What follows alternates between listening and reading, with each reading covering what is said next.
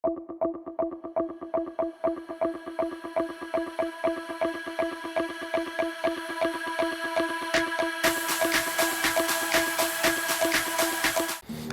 ಜನ ಹಣ ತಗೊಂಡು ಓಟ್ ಹಾಕ್ತಾರೆ ಆವಾಗ ಎಂಥ ಗವರ್ನೆನ್ಸನ್ನು ಎಂಥ ಸರ್ಕಾರವನ್ನು ನಿರೀಕ್ಷೆ ಮಾಡೋಕ್ಕೆ ಸಾಧ್ಯ ಸರ್? MLA ಫಸ್ಟ್ ಟೈಮ್ ಗೆದ್ದು ಬಂದರೆ ಅವನು 50,000 ಡಿಕ್ಲೇರ್ ಮಾಡ್ತಾನೆ, ಇಲ್ಲ 1 ಲಕ್ಷ ಡಿಕ್ಲೇರ್ ಮಾಡ್ತಾನೆ. 5 ವರ್ಷ ಆದಮೇಲೆ ಅವನಿಗೆ 50 ಲಕ್ಷ ಎಲ್ಲಿಂದ ಬಂತು? ಕೇಳಬೇಕು, ಹೆಜ್ಜೆಗೂ ಕೇಳಬೇಕು. ಹಣ ತಗೊಂಡು ಓಟ್ ಕೊಟ್ಟವನು, ಮತ ಹಾಕಿದವನು ಮತ್ತು ಮತವನ್ನೇ ಹಾಕದೇ ಇದ್ದವರು ಇಬ್ಬರೂ ರೆಸ್ಪಾನ್ಸಿಬಲ್ ಆಗಿದ್ದಾರೆ. ಆ ಮತದಾನ ಹಕ್ಕು ನಮ್ಮ ಮಗಳು ನಾವು ಮಾಡಿದ ಮೇಲೆ ವಾಟ್ ಎ ಮಾರಲ್ ರೈಟ್. ಆಮೇಲೆ ವೋಟ್ ಹಾಕ್ಲಿಲ್ಲ ಅಂದರೆ virtually is murdering is own daughter. ದೇಶದಲ್ಲಿ ಭ್ರಷ್ಟಾಚಾರ ಜಾಸ್ತಿ ಆಗ್ತಾ ಇದ್ದರೆ ಯಾವ ಕಾಲೋನಿಗಳಿತ್ತು, ಬ್ರಿಟಿಷರು ಯಾವ ಬಂದಿದ್ರು ನಮ್ಮ ದೇಶಕ್ಕೆ ಅಥವಾ ವಿದೇಶ ಬರುತ್ತೆ ಅನ್ನೋ ಭಯ ಆಗಿದೆ. ಅವರು MNCಗಳ ಕಂಪನಿಗಳ ರೂಪದಲ್ಲಿ ಬರ್ತಾರೆ. ಮೊನ್ನೆ ನಮ್ಮ ರಾ ಇದೆಯಲ್ಲ, ಇಂಡಿಯಾದಲ್ಲಿ ರಾ ಅಂತಿದೆ, ಸೀಕ್ರೆಟ್ ಇದನ್ನ ಮೋದಿಗೆ ವಾರ್ನ್ ಮಾಡಿದಾರೆ, ಇದೆಲ್ಲ ಆಗ್ತಾ ಇದೆ, ಬಿ ಕೇರ್ಫುಲ್ ಅಂತ.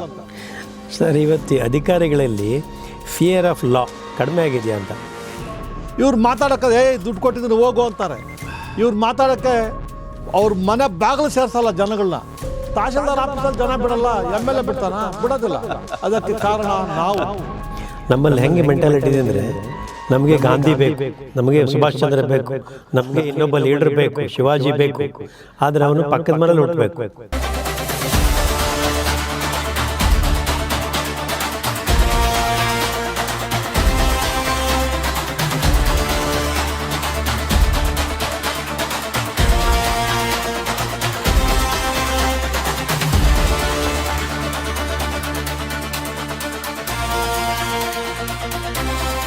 ಸ್ನೇಹಿತರೆ ನಮಸ್ಕಾರ. ಇವತ್ತಿನ ಕಾರ್ಯಕ್ರಮಕ್ಕೆ ಕರ್ನಾಟಕದ ಉಪಲೋಕಾಯುಕ್ತ ಸನ್ಮಾನ್ಯ ಜಸ್ಟಿಸ್ B ವೀರಪ್ಪ ಸಾಹೇಬರು ಬಂದಿದ್ದಾರೆ.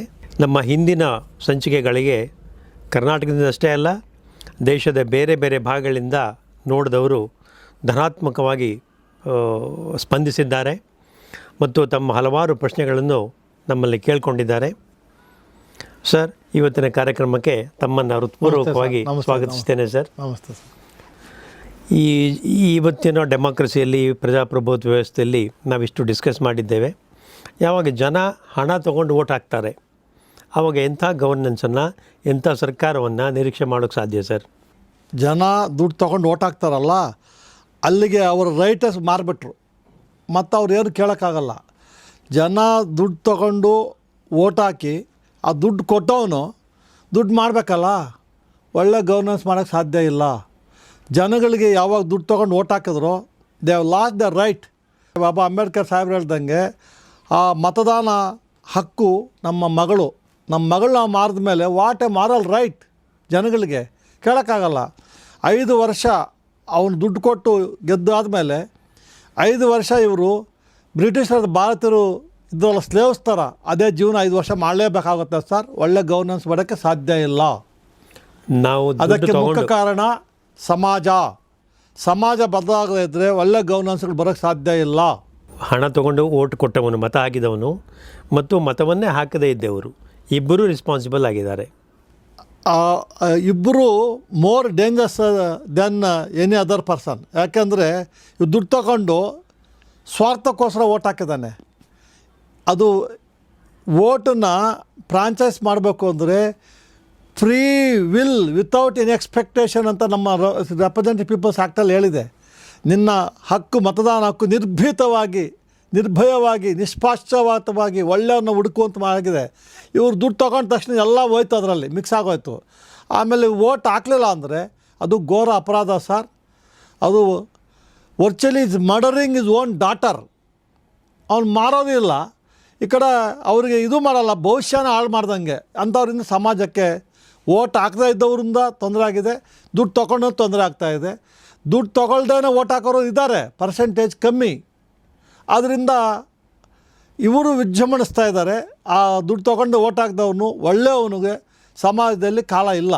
ಅದು ಕಾಲ ಬರಬೇಕು ಅಂದರೆ ಕಂಪಲ್ಸರಿ ವೋಟಿಂಗ್ ಆಗಬೇಕು. ಎಲ್ಲರೂ ಓಟ್ ಹಾಕದೇ ಇದ್ದರೆ ಅಂಥವರಿಗೆ ಬೇಸಿಕ್ ಕಮ್ಯುನಿಟೀಸ್ ಕಟ್ ಮಾಡಬೇಕು. ರೆಪ್ರೆಸೆಂಟ್ ಪೀಪಲ್ಸ್ ಆ್ಯಕ್ಟ್ ಅಮೆಂಡ್ ಆಗಬೇಕು ಸರ್. ಅಮೆಂಡ್ ಆಗಬೇಕು. ಅಮೆಂಡ್ ಆಗಬೇಕು. ಅದಾದರೆ ಎಲ್ಲ ಸರ್. ನನ್ನ ಪ್ರಕಾರ ಕರೆಂಟ್ ಕೊಡಬಾರ್ದು, ನೀರು ಕುಡಿಯೋಕ್ಕೆ ಕೊಡಬಾರ್ದು ಅವ್ರಿಗೆ. ಅವ್ರ ಮಕ್ಕಳಿಗೆ ಗೌರ್ಮೆಂಟ್ ಸ್ಕೂಲು, ಗೌರ್ಮೆಂಟ್ ಹಾಸ್ಪಿಟ್ಲ್ ಏನು ಅವ್ರಿಗೆ ಬೇಸಿಕ್ ಫೆಸಿಲಿಟಿ ಕೊಡಬಾರ್ದು. ಆ ಥರ ಒಂದು ಅಮೆಂಟ್ ಮಾಡಿದ್ರೆ ಕಂಪಲ್ಸರಿ ವೋಟ್ ಹಾಕದೇ ಇದ್ದರೆ ಅವನ ಆಧಾರ್ ಕಾರ್ಡ್ ಕಿತ್ತಾಕಬೇಕು. ಈ ಏನು ಪಾನ್ ಕಾರ್ಡ್ ಇಟ್ಕೊಂಡು ಹೋಗ್ತಾರಲ್ಲ ಅದು ತೆಗಬೇಕು, ಪಾಸ್ಪೋರ್ಟ್ ತೆಗೆದಾಕಬೇಕು ಸರ್. ಅವಾಗ ಆದರೆ ಎಲ್ಲ ಸರಿ ಹೋಗುತ್ತೆ. ಅದಕ್ಕೆ ಅಮೆಂಡ್ ಆಗಬೇಕು ರೆಪ್ರೆಸೆಂಟೇಟಿವ್ ಪೀಪಲ್ಸ್ ಆ್ಯಕ್ಟ್. ಅದು ಮಾಡೋದು ನೀವು ನಾವೆಲ್ಲ ಅವರೇ ಮಾಡಬೇಕಲ್ಲ, ಮತ್ತು ಲೆಜಿಸ್ಲೇಟರ್ಸು ಆಯ್ಕೆಯಾಗಿ ಹೋದವರೇ ಮಾಡಬೇಕು. ಅದು ಆಯ್ಕೆ ಆದವರೇ ಓದಬೇಕು. ಅಂಥ ಒಳ್ಳೆಯವ್ರನ್ನ ಆಯ್ಕೆ ನಾವು ಮಾಡ್ತಾಯಿಲ್ಲ. ಒಳ್ಳೆಯವ್ರನ್ನ ಅಂತ ಮಾಡೋಕ್ಕೆ ಸಮಾಜ ಮುಂದೆ ಆಗಬೇಕು. ಒಳ್ಳೆ ವ್ಯಕ್ತಿಗಳು ಸಮಾಜದಲ್ಲಿ ಬಂದರೆ ಸಮಾಜ ಬದಲಾಗುತ್ತೆ, ಒಳ್ಳೆ ಗವರ್ನೆನ್ಸ್ ಬರುತ್ತೆ, ಸರ್ಕಾರಗಳು ಬರುತ್ತೆ. ಇಷ್ಟೆಲ್ಲ ಇದ್ದರೂ ಸಹ ನಾವು ಹೆಮ್ಮೆಯಿಂದ ಹೇಳಬೇಕು, ಈ ಭಾರತ ಇವಾಗ ಸರ್ವೋಮ 4ನೇ ಭವ್ಯವಾದ ಒಂದು strong country in the world 4ನೇ ಪ್ಲೇಸ್ ಬಂದಿದ್ದೀವಿ. ಈ ಕರಪ್ಷನನ್ನು ಹೋದರೆ ಇಂಡಿಯಾದಲ್ಲಿ you will become number 1 in the world sir. ಅದಕ್ಕೆ ನಾವೆಲ್ಲ ಕಾರಣಭೂತರಾಗಬೇಕು. ಇಲ್ಲದೇ ಇದ್ದರೆ ಕಷ್ಟ. ಮುಂದೆ ನಮ್ಮ ಮಕ್ಕಳಿಗೆ ನಾವು ಆನ್ಸರ್ ಮಾಡೋಕ್ಕಾಗಲ್ಲ, ಆ ಥರ ಪರಿಸ್ಥಿತಿ ಬರುತ್ತೆ. ನೀವೆಲ್ಲ ಹಿಂಗೇನ ಬದುಕಿದ್ದು ಅಂದರೆ ತಲೆ ಬಗ್ಗಿಸಿ ಜೀವನ ಮಾಡೋ ಪರಿಸ್ಥಿತಿ ನಮ್ಮ ಮಕ್ಕಳ ಮುಂದೆ ಬರುತ್ತೆ ನಮಗೆ. ಈ ಅಭಿವೃದ್ಧಿ ಅಂದರೆ ಬರೀ ಆರ್ಥಿಕವಾದ ಅಭಿವೃದ್ಧಿ ಮಾತ್ರ ಅಲ್ಲ, ಆರ್ಥಿಕವಾಗಿ, ನೈತಿಕವಾಗಿ, ಸಾಮಾಜಿಕವಾಗಿ, ಫೀಲ್ಡಲ್ಲೂ ಬರಬೇಕು. ನಾವು ಅಭಿವೃದ್ಧಿ ಹೊಂದಬೇಕು. ನಮ್ಮ ಸಂವಿಧಾನದಲ್ಲಿ ಹೇಳಿದ್ದಾರೆ, ಆ ಪ್ರಿಯಾಂಬಲಲ್ಲಿ ಹೇಳಿದ್ದಾರೆ, ಅದು ಈಕ್ವಿಟಿ, ಸೋಷಿಯಲ್, ಎಕನಾಮಿಕ್, ಪೊಲಿಟಿಕಲ್ ಎಲ್ಲದರಲ್ಲೂ ಅಭಿವೃದ್ಧಿ ಆಗಬೇಕು ಅಂದರೆ ಫಸ್ಟು ಈ ವೋಟನ್ನು ಮಾರೋದು ಬಿಡಬೇಕು. ಆ ವೋಟ್ ಮಾರೋದು ಬಿಡಬೇಕು. ಆಮೇಲೆ ಯಾವನು ವೋಟ್ಗೆ ಮಾರೋಕ್ಕೆ ತೊಗೊಳಕ್ಕೆ ಪ್ರಯತ್ನ ಮಾಡ್ತಾನೋ ಅವನು ಕರಪ್ಷನಲ್ಲಿ ಮುಗಿಸ್ಬೇಕು, ಒಂದು ಅಮೆಂಡ್ ಮಾಡಬೇಕು. ಇವಾಗ ಇವರು 2 ಲಕ್ಷ 3 ಲಕ್ಷ ಇನ್ನು ಅವ್ರು ಖರ್ಚು ಮಾಡಬೇಕು ಅಂತ ನನ್ನ ಪ್ರಕಾರ ಅವ್ರು ಏನು ಖರ್ಚು ಮಾಡಬಾರ್ದು ಸರ್. ಈಗ ನಾನು ಎಲೆಕ್ಷನ್ ನಿಂತ್ಕೊಂಡ್ರೆ ಇಂಡೈರೆಕ್ಟ್ ಏನು ಖರ್ಚು ಮಾಡಬಾರ್ದು. ಇವಾಗ ಏನಾಗಿ 2 ಲಕ್ಷ ಲಿಮಿಟ್ಟು ಅಂತಾರೆ. ಅಷ್ಟು ಮಾಡಬಾರ್ದು. ಏನಕ್ಕೆ? ನೀವು ಅಲ್ಲಿ ಡಿಪಾಸಿಟ್ ಮಾಡಿದ್ರೆ ಮುಗಿದೋಯ್ತು. ಜನಗಳಿಗೆ ಹೋಗಿ ಏನು ಒಳ್ಳೆ ಕೆಲಸ ಮಾಡ್ತೀನಿ, ಮುಂದೆ ಎಂಥ ಒಳ್ಳೆ ಕೆಲಸ ಮಾಡ್ತೀನಿ, ಏನು ಮಾಡಿದ್ದೀನಿ, ಆಲ್ರೆಡಿ ಗೆದ್ದಿದ್ರೆ ಹೊಸದಾಗಿ ಬಂದು ಏನು ಮಾಡ್ತೀನಿ ಅಂತ ಆಮೇಲೆ ಅದೊಂದು ಮಾಡಬೇಕು. ಆಮೇಲೆ ನಮ್ಮಲ್ಲಿ ಈ ಇನ್ಕಮ್ ಟ್ಯಾಕ್ಸು ಇವರು ಅಧಿಕಾರಿಗಳು ಏನೋ ಅದು ಪ್ರಾಪರ್ ಇಂಪ್ಲಿಮೆಂಟೇಷನ್ ಇಲ್ಲ. ಯಾಕಂದರೆ ಒಬ್ಬ MLA ಫಸ್ಟ್ ಟೈಮ್ ಗೆದ್ದು ಬಂದರೆ ಅವನು 50,000 ಡಿಕ್ಲೇರ್ ಮಾಡ್ತಾನೆ, ಇಲ್ಲ 1 ಲಕ್ಷ ಡಿಕ್ಲೇರ್ ಮಾಡ್ತಾನೆ. 5 ವರ್ಷ ಆದಮೇಲೆ ಅವ್ನಿಗೆ 50 ಲಕ್ಷ ಎಲ್ಲಿಂದ ಬಂತು ಕೇಳಬೇಕು, ಹೆಜ್ಜೆಗೂ ಕೇಳಬೇಕು. ಪ್ರತಿಯೊಂದು ಈ ಶುಡ್ ಬಿ ಟ್ರಾನ್ಸ್ಪರೆಂಟ್. ಪಬ್ಲಿಕ್ಕಲ್ಲಿ ಜನ ಟ್ರಾನ್ಸ್ಪರೆಂಟ್ ಇರಬೇಕು. ಆ ಗೆದ್ದವನು ನಮ್ಮನ್ನು ಆಳುವ ರಾಜಕಾರಣಿಗಳು ಟ್ರಾನ್ಸ್ಪರೆಂಟ್ ಇರಬೇಕು, ಮಾತ್ರ ಆವಾಗ ಗವರ್ನೆನ್ಸ್ ಬರುತ್ತೆ. ಇಲ್ಲದೇ ಅದು ಕಷ್ಟ. ಎಲ್ಲ ಕಾನೂನುಗಳಿದೆ, ಇಂಪ್ಲಿಮೆಂಟ್ ಮಾಡೋ ಅಧಿಕಾರಿಗಳು ಸರಿ ಇಲ್ಲ, ಅದ್ರ ಮೇಲೆ ಸೂಪರ್ವೈಸರ್ ಸರಿ ಇಲ್ಲ. ಎಲ್ಲ ಒಂದು ಕಡೆ ನಾನು ಯಾವಾಗಲೂ ಹೇಳ್ತೀನಿ, ಮನೆ ಯಜಮಾನ ಸ್ಟ್ರಾಂಗ್ ಆಗಿದ್ದರೆ ಮಕ್ಕಳೆಲ್ಲ ಸರಿ ಆಗ್ತಾರೆ. ಮನೆ ಯಜಮಾನ ನಾನು ನೋಡ್ದಂಗೆ ಹೋದರೆ ಒಳ್ಳೆ ಗವರ್ನೆನ್ಸ್ ಬರೋಕ್ಕೆ ಸಾಧ್ಯ ಇಲ್ಲ. ಗವರ್ನೆನ್ಸ್ ಅಂದರೆ ಅವನಿಗೆ MLA ಭಯ ಇರಬೇಕು. ಕಾನ್ಸ್ಟಿಟ್ಯೂನ್ಸಿಗೆ ಹೋದರೆ ನಮ್ಮನ್ನು ಆಳೋರು ರೆಪ್ರೆಸೆಂಟೇಟಿವ್ ಯಾರು ಬಂದು ಏನು ಕೇಳ್ತಾರೋ ಭಯ ಇಲ್ಲ. ಯಾಕೆಂದರೆ ಅವ್ನು ದುಡ್ಡು ಕೊಟ್ಟು ಕೊಂಡ್ಕೊಂಡಿದ್ದಾನೆ. ಇವ್ರು ಮಾತಾಡೋಕ್ಕೆ ದುಡ್ಡು ಕೊಟ್ಟಿದ್ದೀನಿ ಹೋಗು ಅಂತಾರೆ. ಇವ್ರು ಮಾತಾಡೋಕ್ಕೆ ಅವ್ರ ಮನೆ ಬಾಗಿಲು ಸೇರಿಸಲ್ಲ ಜನಗಳನ್ನ. ತಹಶೀಲ್ದಾರ್ ಆಫೀಸಲ್ಲಿ ಜನ ಬಿಡಲ್ಲ, MLA ಬಿಡೋದಿಲ್ಲ. ಅದಕ್ಕೆ ಕಾರಣ ನಾವು ಈ ಪ್ರಜಾಪ್ರಭುತ್ವದಲ್ಲಿ ಲೀಡ್ರಲ್ಲ ಇದು ಮಾಡೋದು. ಈ ಪ್ರಜೆ ಈಸ್ ದಿ ಲೀಡರ್. ಈ should be leader for ever. ಅವರು ನಾವು ಅವ್ರನ್ನ ಅಪಾಯಿಂಟ್ ಆದಮೇಲೆ ಈ should be servant of the set constituency. ಆ ಥರ ಭಾವನೆ ಬರಬೇಕು ಅಂದರೆ ಜನ ಬದಲಾಗಬೇಕು, ಎಚ್ಚೆತ್ಕೋಬೇಕು, ಎಜುಕೇಷನ್ ತಿಳ್ಕೋಬೇಕು, ನಿಮ್ಮ ಹಕ್ಕು ಏನು ತಿಳ್ಕೋಬೇಕು. ಆ ತಿಳ್ಕೊಂಡಾಗ ಮಾತ್ರ ನಾವು ಗವರ್ನೆನ್ಸನ್ನು ಇಂಪ್ರೂವ್ ಮಾಡೋಕ್ಕೆ ಅವಕಾಶ ಇದೆ ಸರ್. ಅದು ಮಾಡಬೇಕು. ನನ್ನ ಪ್ರಕಾರ my personal view, representative people's act amend ಆಗಬೇಕು. ವೋಟ್ ಕಂಪಲ್ಸರಿ ಮಾಡಲೇಬೇಕು. ದುಡ್ಡು ಯಾರು ಕೊಡ್ತಾರೋ ಅವನ್ನ ಡಿಸ್ಕ್ವಾಲಿಫೈ ಮಾಡಬೇಕು. ದಟ್ ಇಟ್ಸ್ ಬಿ ಡಿಸ್ಕ್ವಾಲಿಫಿಕೇಷನ್ ಅಂತ. ಅದು ಮಾಡಿದ್ರೆ ಅನುಕೂಲ ಆಗುತ್ತೆ. ಆಮೇಲೆ ಈ ದುಡ್ಡು ತೊಗೊಂಡು ವೋಟ್ ಹಾಕ್ತಾರಲ್ಲ ಅದನ್ನು ಕ್ರಿಮಿನಲ್ ಅಫೆನ್ಸ್ ಮಾಡಬೇಕು. ದುಡ್ಡು ಹಾಕ್ದೆ ಹೋಗ್ತಾರಲ್ಲ ಅವ್ರಿಗೂ ಕ್ರಿಮಿನಲ್ ಕೇಸ್ ಬುಕ್ ಮಾಡಬೇಕು. ದುಡ್ಡು ಹಾಕ್ಲಿದ್ರೆ ಅಫೆನ್ಸ್ ಅಂತ ವೋಟ್ ಹಾಕದೆ ಹೋಗಿದ್ರೆ ಅಫೆನ್ಸ್ ಅಂತ ಮಾಡಬೇಕು. ಅದು ಮಾಡಿದ್ರೆ ಅನುಕೂಲ ಆಗ್ಬೋದು ಅಂತ ನನ್ನ ವೈಯಕ್ತಿಕ ಅಭಿಪ್ರಾಯ ಸರ್. ಮತ ಹಾಕದೇ ಇದ್ದರೆ ಅಪರಾಧ, ದುಡ್ಡು ತಗೊಂಡು ಮತ ಹಾಕಿದರೆ ಅಪರಾಧ, ಓಟಿಗಾಗಿ ಹಣ ಕೊಟ್ಟರೆ ಅಪರಾಧ. ಅದು ಮಾಡಬೇಕು. ಅದು ಮಾಡಿದ್ರೆ ಇಂಪ್ಲಿಮೆಂಟ್ ಮಾಡ್ಬೋದು. ಎಲ್ಲದಕ್ಕಿಂತ ಹೆಚ್ಚಾಗಿ ಅವ್ರು ಫಸ್ಟ್ ಅರ್ಥ ಮಾಡ್ಕೋಬೇಕು ಸರ್, ನಮ್ಮ ಹಕ್ಕೇನು ಸಂವಿಧಾನದಲ್ಲಿ ರೆಪ್ರೆಸೆಂಟೇಟಿವ್ ಪೀಪಲ್ ಆ್ಯಕ್ಟಲ್ಲಿ ಏನಕ್ಕೆ ಕೊಟ್ಟಿದ್ದಾರೆ ಅಂತ ಅರ್ಥ ಮಾಡ್ಕೋಬೇಕು. ಅದು ಸ್ವಲ್ಪ ನಮ್ಮ ವಕೀಲರು ಈ ಸಂವಿಧಾನ ಏನು ಹೇಳುತ್ತೆ, ರೆಪ್ರೆಸೆಂಟೇಟಿವ್ ಪೀಪಲ್ಸ್ ಆ್ಯಕ್ಟ್ ಏನುತ್ತೆ, ಅದು ಎಲೆಕ್ಷನ್ ಟೈಮಲ್ಲಿ ಒಂದು 2-3 ತಿಂಗಳು ಮೊದಲು ಅಭಿಯಾನ ಮಾಡಬೇಕು ಸರ್ ನಾವು. ಇಲ್ಲದೇ ಅದು ಕಷ್ಟ. ಈ ಅಭಿಯಾನಗಳು ಮಾಡದೇ ಇದ್ದರೆ ಮುಂದೊಂದು ದಿವಸ ನಮ್ಮ ಸ್ವಾತಂತ್ರ್ಯ ನಾವು ಕಳ್ಕೊತೀವಿ ಅಂತ ಭಯ ಇದೆ ನನಗೆ. ನಾವು ಇಷ್ಟು ಆನೆಸ್ಟಾಗಿ ಇಲ್ಲಿ ಗಟ್ಟಿಗೆ ಇರಬೇಕು ಅಂದರೆ, ಇಷ್ಟು ನೆಮ್ಮದಿಯಾಗಿ ಇರಬೇಕು ಅಂದರೆ, ನಮ್ಮ ಸೈನಿಕರು ಬಾರ್ಡ್ರಲ್ಲಿ ಒಂದೊಂದು ಸೆಕೆಂಡ್ಗೊಬ್ಬರು ಸಾಯ್ತಾ ಇದ್ದಾರೆ. ನಾವು ಇಷ್ಟು ಖುಷಿಯಾಗಿ ಇಲ್ಲಿದ್ದೀವಿ. ಅವರು they are ready to sacrifice their family. ಅವ್ರು ಸತ್ತೋಗಿ ಅವ್ರ ಮಕ್ಕಳು ಅನಾಥರಾಗ್ತಾರೆ, ನಮ್ಮ ಮಕ್ಕಳು ಅನಾಥ ಮಾಡೋದನ್ನು ತಪ್ಪಿಸ್ತಾರೆ. ಅವ್ರು ಸತ್ತೋಗಿ ಅವ್ರ ಹೆಂಡ್ತೀರು ವಿಡಿಯೋರ್ ಆಗ್ತಾರೆ, ನಮ್ಮ ಹೆಂಡ್ತೀರು ವಿಡಿಯೋದನ್ನು ತಪ್ಪಿಸ್ತಾರೆ. ಅವ್ರ ತಂದೆ ತಾಯಿ ಮಗನ ಕಳ್ಕೊತಾರೆ, ನಮ್ಮ ತಂದೆ ತಾಯಿ ಮಗನ ಉಳಿಸ್ತಾರೆ.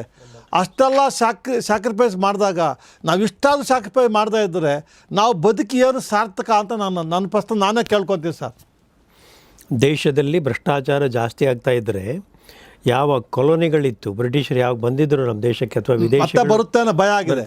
ಮತ್ತು ಆ ರೂಪದಲ್ಲಿ ಬರೋದಿಲ್ಲ, ಅವರು MNCಗಳ ಕಂಪನಿಗಳ ರೂಪದಲ್ಲಿ ಬರ್ತಾರೆ. ಮೊನ್ನೆ ನಾನು ಒಂದು ಇದನ್ನು ನೋಡ್ತಾ ಇದ್ದೆ, ಅಮೇರಿಕಾದಲ್ಲಿ ಒಂದು ಸ್ಮಾರ್ಟ್ ಇದಂತ ಕಂಡುಹಿಡಿದಿದ್ದಾರೆ.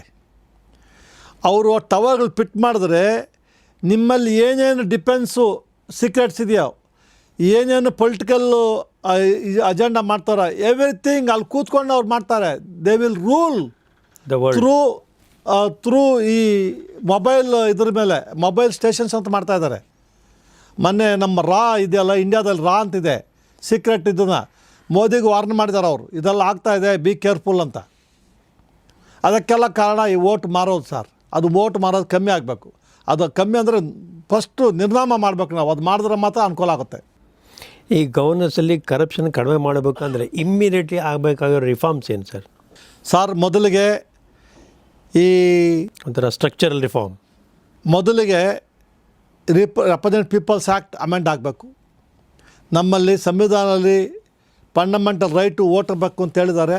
ಫಂಡಮೆಂಟಲ್ ಡ್ಯೂಟಿ ಇದೆ, ಅದನ್ನು ಫಾಲೋ ಮಾಡ್ತಾಯಿಲ್ಲ. ಎಲ್ಲರೂ everybody fighting for only rights, nobody doing there job responsible. Article 51 ಏನಲ್ಲಿ ನಮ್ಮ ಹಕ್ಕುಗಳು, ಕರ್ತವ್ಯಗಳೇನಿದೆ ಅದ್ಯಾರೂ ಫಾಲೋ ಮಾಡ್ತಾಯಿಲ್ಲ. ಬರೀ ನಾವು ಚಾಪ್ಟರ್ 3 ಡೈರೆಕ್ಟರ್ ಪ್ರಿನ್ಸಿಪಲ್ ಸ್ಟೇಟ್ ಪಾಲಿಸಿಲಿ ಏನೇನು ಹಕ್ಕಿದೆ ಎಲ್ಲ ಅದನ್ನು ಮಾಡ್ತೀವಿ, ಕರ್ತವ್ಯಗಳು ಯಾರೂ ಮಾಡ್ತಾಯಿಲ್ಲ. ಇದು ಎಲ್ಲ ಕಡೆ ನಾನು ನೋಡ್ತಾ ಇದ್ದೀನಿ. ನಮ್ಮ ಕರ್ತವ್ಯ ನಾವು ಮಾಡ್ತಾಯಿಲ್ಲ, ಬರೀ ನಮ್ಮ ಹಕ್ಕು ಮಾತ್ರ ಕೇಳ್ತೀವಿ. ಪ್ರತಿಯೊಬ್ಬರು ಹಕ್ಕು ಕೇಳ್ತಾರೆ, ಜೊತೆಗೆ ಕರ್ತವ್ಯ ಮಾಡ್ತಾಯಿಲ್ಲ. ನಾವು ರೋಡಲ್ಲಿ ಹೋಗ್ತಾ ಇರ್ತೀವಿ, ಹೆಂಡತಿ ಹಿಂದ್ಗಡೆ ಕೂತಿರ್ತಾರೆ, ಇದು ರೋಡ್ಗೆ ಗಲೀಜು ಹಾಕಬಾರ್ದು ಅನ್ನೋದು ಕರ್ತವ್ಯ ಅವ್ರದ್ದು, ತೆಗೆದು ಅಲ್ಲಿ ಬಿಸಾಕಿ ಹೋಗ್ತಾರೆ. ನಾವು ಲೋಕಾಯುಕ್ತರು ಹೋಗ್ಬೇಕು, ಗಾರ್ಬೇಜ್ ತೆಗೆದು ನಿಂತ್ಕೊಂಡು ರೋಡಲ್ಲಿ, ನಮ್ಮೂರಲ್ಲಿ ತೋಟದಲ್ಲಾರಿದ್ದರು ಆ ಥರ ನಿಂತ್ಕೊಂಡು ನಾನು ತೆಗಿಸಿದ್ದೀನಿ. ಈ ಥರ ಪರಿಸ್ಥಿತಿ ಬೇಕಾ? ಅದಕ್ಕೆ ಕಾರಣ ನಮ್ಮ ಗವರ್ನೆನ್ಸ್ ಸರಿ ಇಲ್ಲದೆ ಇರೋದ್ರಿಂದ. ಎಂಟೈರ್ ಕಂಟ್ರಿ ಗವರ್ನೆನ್ಸ್ ಸರಿ ಇಲ್ಲ ಅಂದರೆ ಇದೆಲ್ಲ ಕಾರಣಗಳು. ಅಲ್ಲೇ ಗಾರ್ಬೇಜು, ಅಲ್ಲೇ ಗುಂಡಿಗಳು, ಇದೆಲ್ಲ ಮಾಡೋರು ಯಾರು ಸರ್? ಕನ್ಸರ್ನ್ ರೆಪ್ರೆಸೆಂಟೇಟಿವ್ಸ್ ಮಾಡಬೇಕು. ಇದಕ್ಕೆ ಕಾರಣ ಯಾರು ಸರ್? ಸಮಾಜ. ಅವನ್ನ ಮತ್ತೆ ಯಾಕೆ ಗೆಲ್ಲಿಸ್ತೀರ ಅಂತ ಅವ್ರನ್ನ? 1 ವರ್ಷ 5 ವರ್ಷ ನೀವು ಗುಂಡಿಗಳು ಬಿದ್ದರೆ ಅಂಥವ್ನು ಯಾಕೆ ಗೆಲ್ಲಿಸ್ತೀರಿ? ಮತ್ತೆ ನೀವು ಯಾಕೆ ಅಭಿಯಾನ ಮಾಡೋದಿಲ್ಲ? ನಾನು ಲೀಗಲ್ ಸರ್ವಿಸ್ ಚೇರ್ಮನ್ ಇದ್ದಾಗ ನಮ್ಮ ಚೀಫ್ ಜಸ್ಟಿಸ್ ಕೇಳಿದೆ, permit me to go to the streets along with cement, with tractor, with all ಜಲ್ಲಿ. ನಾನು ಹೋಗ್ತೀನಿ, ನಾನು ನಮ್ಮ ಲಾಯರ್ಗಳು ಕರ್ಕೊಂಡೋಗಿ ನಾನು ಸಿಮೆಂಟ್ ಪ್ಯಾಕ್ ಮಾಡ್ತೀನಿ ರೋಡಲ್ಲಿ ನಿಂತ್ಕೊಂಡು ಅಂತ. ಅವ್ರು ಎದುರ್ಕೊಂಡ್ಬಿಟ್ರು.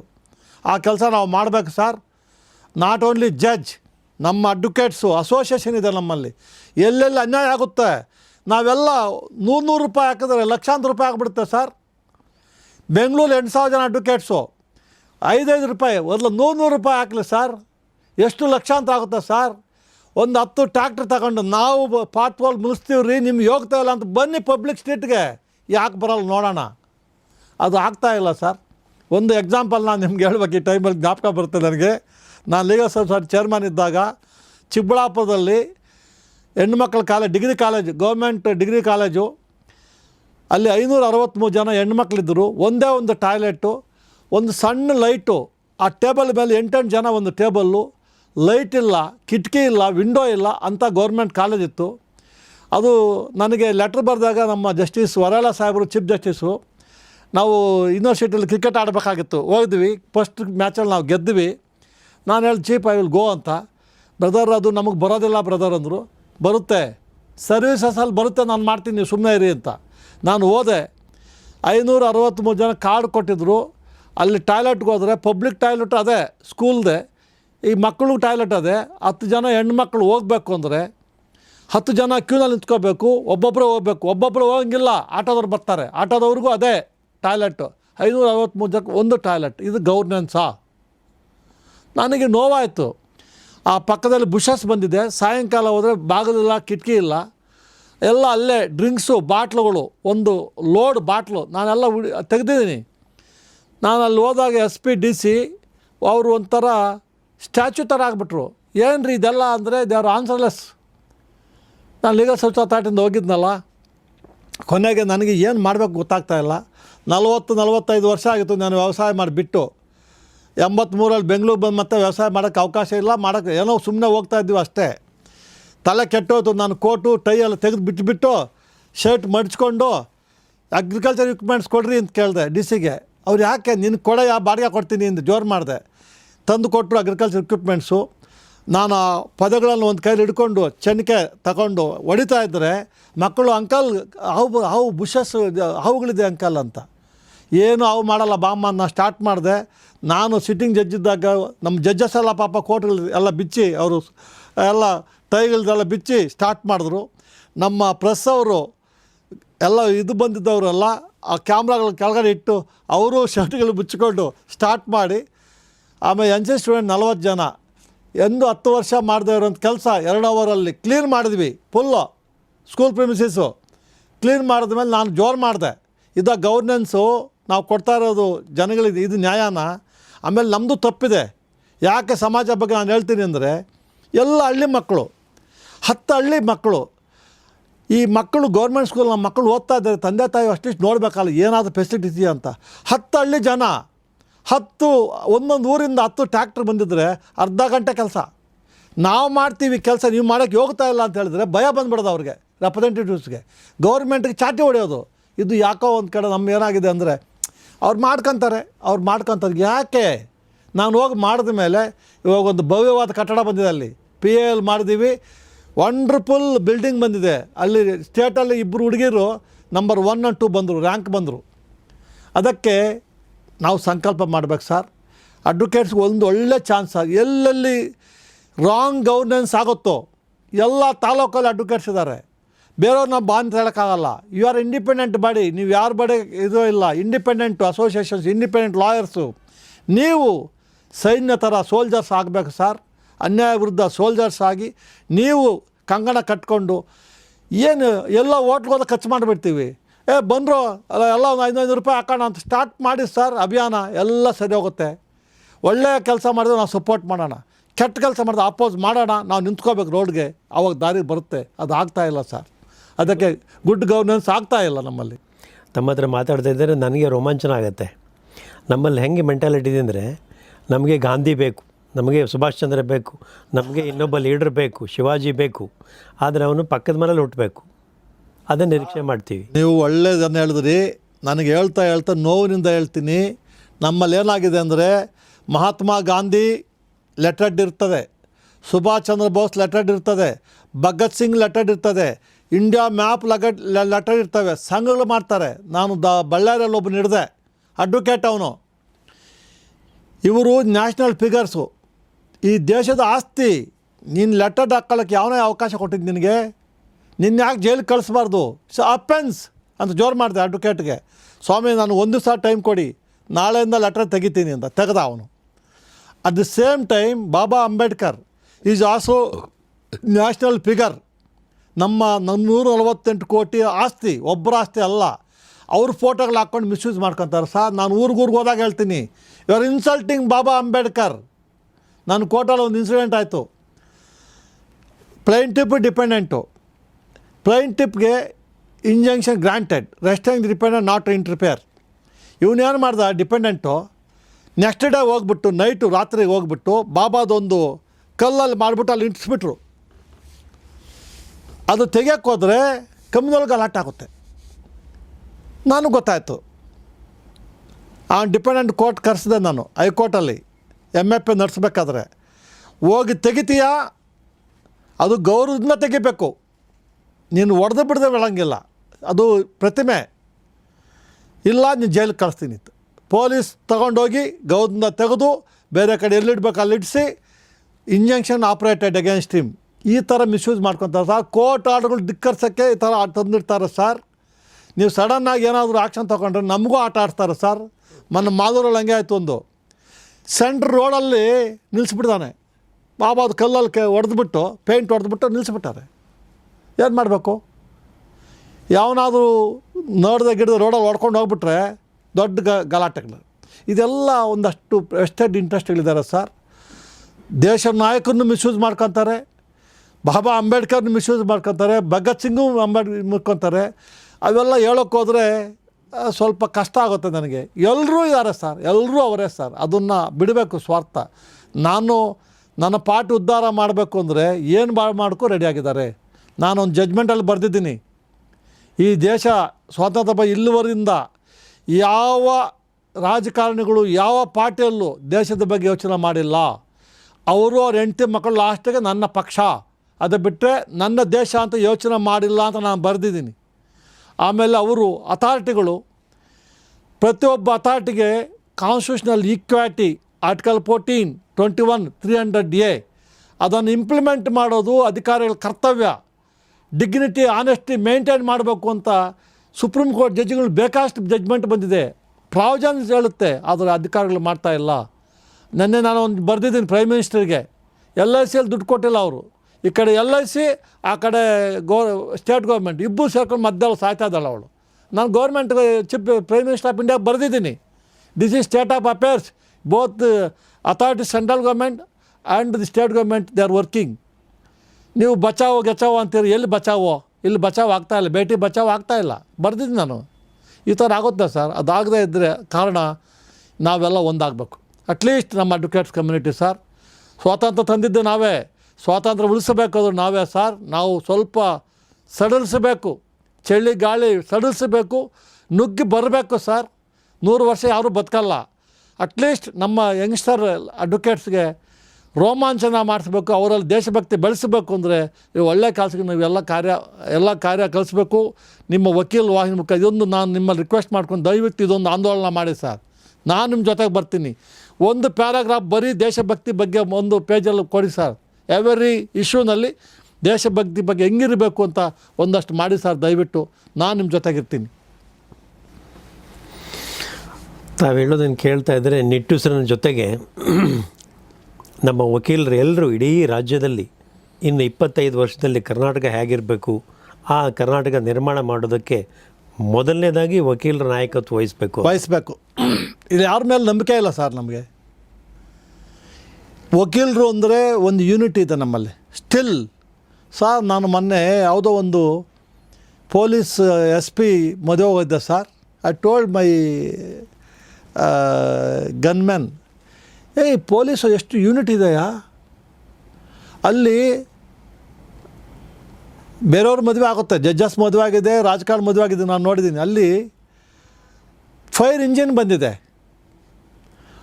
ನನಗೆ ಶಾಕ್ ಆಯ್ತು ನೋಡಿಬಿಟ್ಟು. ಒಂದು ಫೈರ್ ಇಂಜಿನ್ನು ಎಲ್ಲ ಎಷ್ಟು ಕಾಕಿ ಡ್ರೆಸ್ಸುಗಳು ಯೂನಿಟ್ ಇದ್ದಾರೆ ಅಂದರೆ ಐ ವಾಸ್ ವಂಡರ್. ಅವರೆಷ್ಟೇ ಕಚ್ಚಾಡಿದ್ರು ಲಾಸ್ಟ್ ಒಂದಾಗ್ತಾರೆ. ಹೌದು, ಈ ಯೂನಿಟಿ ಬೇರೆ ಕಡೆ ಇಲ್ವಲ್ಲ. ನಾನು ಜಡ್ಜಿದ್ದಾಗಲೇ ನ್ಯಾಯಗ್ರಾಮ ಪಕ್ಕದಲ್ಲಿ ಭಾರಿ ಪ್ರಯತ್ನ ಮಾಡಿದೆ. ಅದು ಸ್ವಲ್ಪ ಜಾಗ ಇತ್ತು. ಅಟ್ಲೀಸ್ಟ್ ನಮ್ಮ ಜುಡಿಷಿಯಲ್ ಆಫೀಸರ್ಸ್ಗೆ ಮದುವೆ ಮಾಡ್ಕೊಳ್ಳೋ ಚೀಪಾಗಿ, ಜಡ್ಜಸ್ಗೆ ಚೀಪಾಗಿ ಮದುವೆ ಹಾಕೊಳ್ಳೋಕ್ಕೆ ಅವಕಾಶ ಇರಲಿ ಅಂತ.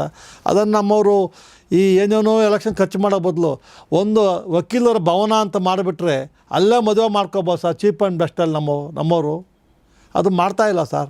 ಅದೇನೋ ವಕೀಲರ ಲೇಔಟ್ ಮಾಡ್ತೀವಿ, ಅದು ಮಾಡ್ತೀವಿ, ಇದು ಮಾಡ್ತೀವಿ. ಸುಬ್ಬಾರೆಡ್ಡಿ ಕಾಲದಲ್ಲೇ ಮಾಡಿದ್ರು. ಮತ್ತು ಸುಬ್ಬಾರೆಡ್ಡಿ ಮಗ ಬಂದಿದ್ದಾರೆ, ನಮ್ಮ ವಿವೇಕ ಸುಬ್ಬಾರೆಡ್ಡಿ. ಮನ್ಸು ಯಂಗ್ಸ್ಟರ್ ಇದ್ದಾನೆ, ಮನ್ಸು ಮಾಡಿದ ಏನೋ ಮಾಡ್ಬೋದು.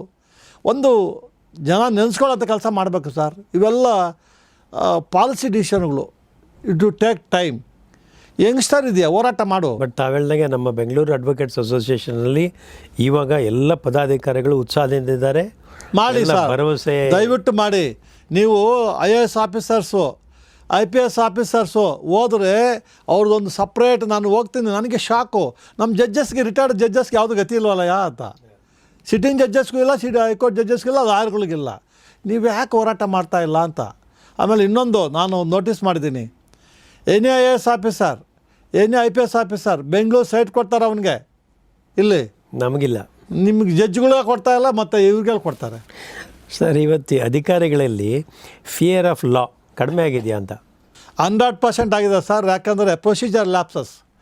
ಟ್ರಯಲ್ ಕೋರ್ಟ್ ಆಗುತ್ತಾ, ಅದೇನು ಮಾಡ್ತಾರೆ ಬಿಡು, ಹೈಕೋರ್ಟ್ಗೆ ಹೋಗ್ತೀನಿ, ಸ್ಟೇ ತೊಗೊತೀನಿ ಅಂತಾರೆ. ಟ್ರಯಲ್ ಕೋರ್ಟ್ 10 ವರ್ಷ, ಹೈಕೋರ್ಟ್ 10 ವರ್ಷ, ಸುಪ್ರೀಂ ಕೋರ್ಟ್ 10 ವರ್ಷ. ಅವ್ನು ರಿಟೈರ್ಡ್ ಆಗಿರ್ತಾನೆ ಸರ್, ಏನೂ ಆಗಲ್ಲ, ಭಯ ಪಡಲ್ಲ sir. They will leave, they will just drag the proceedings base on the interim orders. ಎಲ್ಲೋ ಒಂದು ತ್ವರಿತಗತಿಯಲ್ಲಿ ಕೇಸುಗಳು ಮುಗಿದಾಯ ಆಗ್ತಾಯಿದ್ರೆ ಅವರಿಗೆ, ಜನಗಳಿಗೆ ಭಯ ಕಮ್ಮಿ. ದುಡ್ಡಿರೋವನಿಗೆ, ಅಧಿಕಾರಿಗಳಿಗೆ ಭಯ ಇಲ್ಲ. ಜಾಸ್ತಿ ಭಯ, ಲಾ ಅಂದ್ರೆ ಭಯ ಪಡೋದು, ಏನೂ ಗತಿ ಇಲ್ಲದೆ ಇರೋದು ಬಡವ. ಅವರು ಭಯ ಪಡಬೇಕಾಗಿಲ್ಲ. ಇವಾಗ ಕಾನೂನು, ಉಚಿತ ಕಾನೂನು ಸೇವೆ ಇದೆ ಅವರಿಗೆ. ಅದು ಸರಿಯಾಗಿ ಲಾಯರ್ನ ಇಟ್ಕೊಂಡು ಹೋರಾಟ ಮಾಡಬೇಕು. ಅಲ್ಲೂ ನಮಗೆ ಎಲ್ಲೋ ಒಂದು ಕಡೆ ಬರುತ್ತೆ ನಮ್ಮ ಕಂಪ್ಲೇಂಟು, ಉಚಿತ ಕಾನೂನಲ್ಲಿ ಸರಿಯಾಗಿ ಲಾಯರ್ಗಳು ಕೆಲಸ ಮಾಡ್ತಾಯಿಲ್ಲ ಅಂತ ಬರುತ್ತೆ. ನಾನು ಇಮಿಡಿಯೇಟಾಗಿ ಮೊನ್ನೆ ಯಾರೋ ಒಬ್ಬನ ನನಗೆ ಕಂಪ್ಲೇಂಟ್ ಮಾಡಿದಾಗ ನಮ್ಮ ಶಶಿ ಶೆಟ್ಟಿಗೆ ಹೇಳಿ ಅವ್ನು ತೆಗೆಸಿಬಿಟ್ಟೆ ನಾನು ಲಾಯರ್ನ. ಅಲ್ಲಿ ಸ್ವಲ್ಪ ಮಾನಿಟ್ರ್ ಮಾಡಬೇಕು.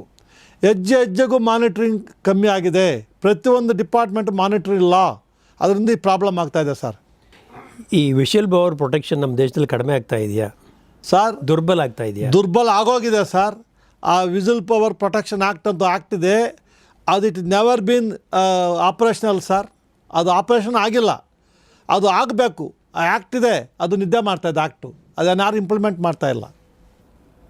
ನನ್ನ ಕೆಲಸ ಬೇಗ ಆಗಬೇಕು, ಹಾಗಾಗಿ ನಾನು ಲಂಚಾರು ಕೊಟ್ಟು ಕೆಲಸ ಮಾಡ್ಕೋಬೇಕು, ಈ ಮೆಂಟಾಲಿಟಿ ಜನರಲ್ಗೆ ಹೆಚ್ಚಾಗಿದೆ ಸರ್. ನಾವು ಇದು ಲಂಚ ಕೊಡಬೇಡಿ ಅಂದರೆ, ಅಣ್ಣ ನಿಮಗೆ ಬುದ್ಧಿ ಇಲ್ಲ, ನೀವು ಹೋಗಿ ಅಣ್ಣ, ನಿಮ್ಗೆ ಗೊತ್ತಾಗಲ್ಲ, ನಮ್ಮ ಕೆಲಸ ಆಗಲ್ಲ. ನಾವು ಅಪೋಸ್ ಮಾಡಿದ್ರೆ ನಮ್ಮ ಕೆಲಸ ಆಗಲ್ಲ ಅಣ್ಣ, ನಾವು ಕಂಪ್ಲೇಂಟ್ ಕೊಟ್ಟರೆ ನಮ್ಗೆ ತೊಂದರೆ ಆಗುತ್ತೆ ಅಣ್ಣ. ಅದು ಯಾಕೆ ಅಂದರೆ ಸೆಲ್ಫಿಶ್ನೆಸ್, ಸ್ವಾರ್ಥದಿಂದ ಇವೆಲ್ಲ ಪ್ರಾಬ್ಲಮ್ ಆಗ್ತಾಯಿದೆ ಸರ್. ಮೂಲಭೂತವಾಗಿ ಮನುಷ್ಯನಿಗೆ ಅತಿ ಆಸೆ ಇದ್ರೆ ಪರವಾಗಿಲ್ಲ, ದುರಾಸೆ ಇರಬಾರ್ದು. ಅಹಂಕಾರ ಪರವಾಗಿಲ್ಲ, ದುರಹಂಕಾರ ಇರಬಾರ್ದು. ಅದು ಇಲ್ಲೇನಾಗಿದೆ, ಪ್ರತಿಯೊಬ್ಬರಿಗೂ ದುರಾಸೆ ಜಾಸ್ತಿ, ದುರಹಂಕಾರ ಜಾಸ್ತಿ. ಅದರಿಂದ ಈ ಪ್ರಾಬ್ಲಮ್ ಆಗ್ತಾಯಿದೆ ಸರ್. ನಾನು ಬದುಕಬೇಕು, ನಮ್ಮ ಪಕ್ಕದವ್ರು ಚೆನ್ನಾಗಿ ಬದುಕಬೇಕು ಭಾವನೆ ಇಲ್ಲ. ನಾನೊಬ್ಬ ಬದುಕು ಸಾಕು, ಅವನೇನಾದರೂ ಆಗಲಿ, ಆ ಥರ ಭಾವನೆ ಇದೆ. ಸ್ವಾರ್ಥದಿಂದ ತುಳಿತಾ ಇದೆ. ಎಲ್ಲರೂ ಸ್ವಾರ್ಥದಿಂದ ಪ್ರೀತಿ ಪ್ರೇಮ ಹೋಗಿದೆ, ಸಂಸ್ಕಾರ ಹೋಗಿದೆ. ಅದರಿಂದ ಅಟ್ಲೀಸ್ಟ್ ನಾವಿದ್ದೀವಿ ಅಂತ ಅಡ್ವೊಕೇಟ್ಸ್ ಕಮ್ಯುನಿಟಿ ಸರ್, ನೀವು ಮಾಡಿ. ನಾನು ನಿಮ್ಮ ಜೊತೆಗಿದ್ದೀನಿ. ನಾನು ಒಂದು ಸಲ ಅಡ್ವೊಕೇಟನ್ನು ರಿಟೈರ್ಡ್ ಜಡ್ಜ್ ಆದರೂ ಉಪಲೋಕ ಆಗ್ತದೆ. ಅಡ್ವೊಕೇಟ್ ಅದು ಬ್ಲಡ್ಡಲ್ಲಿರುತ್ತೆ. ಅಡ್ವೊಕೇಟಿಂದನೇ ನಾನು ಜಡ್ಜ್ ಆಗಿದ್ದು. ಅಡ್ವೊಕೇಟ್ ಇಲ್ಲ ಜಡ್ಜ್ ಆಗ್ತಾ ಇರಲಿಲ್ಲ, ಅಡ್ವೊಕೇಟಿಂದನೇ ನಾನು ಉಪಲೋಕ ಆಗ್ತಾಗಿರೋದು. ಅದಕ್ಕೆ ನಾನು ನಿಮ್ಮ ಜೊತೆಗಿದ್ದೀನಿ. ದಯವಿಟ್ಟು ಬನ್ನಿ, ನೀವು ಮುಂದೆ ಬಂದು ನಾನು ನಿಮ್ಮ ಜೊತೆಗಿದ್ದೀನಿ. ನಾನು ತಮಗೆ ಒಂದು ಭರವಸೆ ಕೊಡೋಕ್ಕೆ ಇಷ್ಟಪಡ್ತೀನಿ ಸರ್. ನಮ್ಮ ಬೆಂಗಳೂರು ಅಡ್ವೊಕೇಟ್ಸ್ ಅಸೋಸಿಯೇಷನ್ನ ಸದಸ್ಯರು ಮಾತ್ರ ಅಲ್ಲ, ಇಡೀ ಕರ್ನಾಟಕದ ವಕೀಲರುಗಳು ತಮ್ಮ ಒಂದು ಮನವಿಗೆ, ತಮ್ಮ ಒಂದು ದಯವಿಟ್ಟು ಅದನ್ನು ಆರ್ಗನೈಸ್ ಮಾಡಿ ಸರ್, ಮೋಟಿವೇಟ್ ಮಾಡಿ ಸರ್. ನನಗೆ ಯಾಕೆ ಹಂಗೆ ಹೇಳ್ತೀನಿ ಅಂದರೆ, ನನಗೊಂದು ಸಣ್ಣ ಎಕ್ಸ್ಪೀರಿಯೆನ್ಸ್ ಆಯಿತು. ನಾನು ಲೀಗಲ್ ಸರ್ವಿಸ್ ಅಥಾರಿಟಿ ಚೇರ್ಮನ್ ಇದ್ದಾಗ ಒಂದು ಮೊಮೆಂಟಮ್ ಮಾಡಿದೆ ನಾನು. ಎಲ್ಲ ಅಸೋಸಿಯೇಷನು ಬಿಗಿನಿಂಗಲ್ಲಿ ನಮ್ಮ ವಿವೇಕ್ ಸುಬ್ಬಾರೆಡ್ಡಿ ಸ್ವಲ್ಪ ಅಪೋಸ್ ಮಾಡೋನು. ಕೊನೆಗೆ ನಮ್ಮ ಓಕಾ ಸಾಹೇಬರು ಈ ಸೆಡ್ ನೋ ಮಾಡಬೇಕು ನಾವು ಅಂದಾಗ, ಮತ್ತು ನಾನು ಪ್ಲ್ಯಾನ್ ಮಾಡಿ ಸುಬ್ಬಾರೆಡ್ಡಿ ನನ್ನ ಜೊತೆ ಕೂರಿಸ್ಕೊಂಡೆ. ಏನು ನಮ್ಮ ಇದಕ್ಕೆ ಆರ್ಬಿಟ್ರೇಷನ್ ಮಾಡ್ತೀವಲ್ಲ ಲೀಗಲ್ ಸರ್ವಿಸ್ ಅಥಾರಿಟಿಯಿಂದ, ನಾವು ಲೋಕಾದಾಲತ್ಗೆ ಕೂರಿಸ್ಕೊಂಡ್ಬಿಟ್ಟೆ. ಹಣ ಹೋಗ್ಬೇಕಾದ್ರೆ ಹೋಗಂಗೆಲ್ಲ ಕೂತ್ಕೊ ಅಂತ ಕೂರಿಸಿ ಮಾಡಿದೆ. ಅದು ಹೆಂಗಾಯಿತು ಮೊಮೆಂಟಮ್ ಅಂದರೆ, ಎಲ್ಲ ವಕೀಲರು, ಎಂಟೈರ್ ಸ್ಟೇಟು, ಎಲ್ಲ ವಕೀಲರು, ಎಲ್ಲ judges, trial court judges, high court judges, ನಾನು 146 ಅಸೋಸಿಯೇಷನ್ಸ್ ಇತ್ತು. ಎಲ್ಲ ಪ್ರತಿಯೊಂದು ಅಸೋಸಿಯೇಷನ್ನ ಮಾತಾಡಿ ಅವ್ರು ಮೋಟಿವೇಟ್ ಮಾಡಿ, ಇಲ್ಲದೆ 1 ಕೋಟಿ 8 ಲಕ್ಷ ಮಾಡೋಕ್ಕೆ ಸಾಧ್ಯ ಇರಲಿಲ್ಲ ಸರ್. ಆ ಒಂದು ಮೋಟಿವೇಶನ್ ಆಗಬೇಕು ಅಂದರೆ, ನಮ್ಮ ಸುಬ್ಬಾರೆಡ್ಡಿ ಯಂಗ್ಸ್ಟರ್ ಇದ್ದಾನೆ, is the president of association. He should motivate all the associations in the Karnataka. ನಾನು ಜೊತೆಗಿರ್ತೀನಿ, ನಿಮ್ಮ ಜೊತೆಗಿರ್ತೀನಿ ಸರ್. ನೀವಿದ್ದೀರಿ ಸರ್, ಪ್ರಶಾಂತ್ ಇದ್ದಾರೆ ಸರ್, ವಕೀಲ ವಾಹಿನಿ ಎಲ್ಲ ಪದಾರ್ಥ ನೀವು ಮನಸ್ಸು ಮಾಡಿ ಸರ್. ಇನ್ನು ನಮ್ಮ ಸುಬ್ಬಾರೆಡ್ಡಿ ಯಂಗ್ಸ್ಟರ್ ಇದ್ದಾನೆ, let him under leadership entire ಸ್ಟೇಟಲ್ಲಿ ಅಡ್ವೊಕೇಟ್ಸು ಮಾಡಿ ಒಂದು ಆಂದೋಲನ ಮಾಡಿ ಸರ್. ಒಳ್ಳೆ ಕೆಲಸಕ್ಕೆ ಮಾಡೋಕ್ಕೆ ಪ್ರಯತ್ನ ಮಾಡೋಣ ಸರ್. ನಾನು ನಿಮ್ಮ ಜೊತೆಗಿದ್ದೀನಿ. Thank you so much sir. ಈಗ ಲಂಚ ಕೊಡಬೇಡಿ ಅನ್ನೋದು ಹೇಳೋದು ಸುಲಭ, ಆದರೆ ಜನರಿಗೆ ವರ್ಕೇಬಲ್ ಅಲ್ಟರ್ನೇಟಿವ್ ಏನು ಕೊಡ್ಬೋದು ಸರ್? ಇವು ಫಸ್ಟ್ ಬದಲಾದ್ರೆ ಮಿಕ್ಕಿದೆಲ್ಲ ಆಗುತ್ತೆ ಸರ್. ಲಂಚ ಕೊಡಬೇಡಿ ಅಂದ ತಕ್ಷಣ ಅವ್ರು ಕೆಲಸ ಮಾಡಲ್ಲ. ಎಷ್ಟು ಜನ ಮಾಡಲ್ಲ ಅವನು ನೋಡೋಣ. ನೀವು ಯಾರು ಕೊಡಬೇಡಿ. ಇವಾಗ ಎಲೆಕ್ಷನ್ ಇಬ್ಬರು ನಿಂತ್ಕೋತೀವಿ, ಇಬ್ಬರು ಕೊಡೋಲ್ಲ ಅಂದರೆ ಯಾರೋ ಒಬ್ರು ಓಟ್ ಹಾಕಲೇಬೇಕು. ಅವನು ಯಾರೊಬ್ರು ಗೆಲ್ಲೇಬೇಕಲ್ಲ. ಅದನ್ನು ನೀವು ಅಂಡರ್ಸ್ಟ್ಯಾಂಡ್ ಮಾಡ್ಕೊಳ್ಳಿ. ಅಣ್ಣ ಈ ಸಲ ನೀನು ಗೆದ್ಕೋ, ನಾನು ಈ ಸಲ ಸೋತ್ರ ಪರವಾಗಿಲ್ಲ, ಇಬ್ಬರು ಕೊಡೋದು ಬೇಡ. ನೆಕ್ಸ್ಟ್ ಟೈಮ್ ಅಂಡರ್ಸ್ಟ್ಯಾಂಡಿಂಗ್, ನಾನು ಒಂದು ಸಲ ಗೆದ್ದಿದ್ದೀನಿ, ಈ ಸಲ ನಾನು ದುಡ್ಡು ಕೊಡೋಲ್ಲ, ನೀನು ಗೆದ್ಕೋ, ಈ ಥರ ಭಾವನೆ ಬರಬೇಕು ಸರ್. ಆಮೇಲೆ ಒಂದು ಸಲ ಗೆದ್ದವನು ರುಚಿ ಕಂಡ್ಕೊಂಡ್ಬಿಟ್ರೆ ಅವ್ರ ಅಪ್ರಾಣಿಗೆ ಅವನೇ ಸಾಯೋವರೆಗೂ ಮಕ್ಕಳು ಮೊಮ್ಮಕ್ಕಳು ಅವರೇ. ನಾವು ನೋಡ್ತಾ ಇದ್ದೀವಲ್ಲ, ಒಂದು ಸಲ ನಾನು ಇನ್ನೊಬ್ಬರ ಅಂತ ನಾನು ನೋಡಲಿಲ್ಲ ಯಾವ ರಾಜಕಾರಣಿಗಳು ಫಾಲೋವರ್ಸ್ನ ಬೆಳೆಸಿದ್ದಂಥ ಇನ್ಸಿಡೆಂಟ್ ನಮ್ಮಲ್ಲಿಲ್ಲ.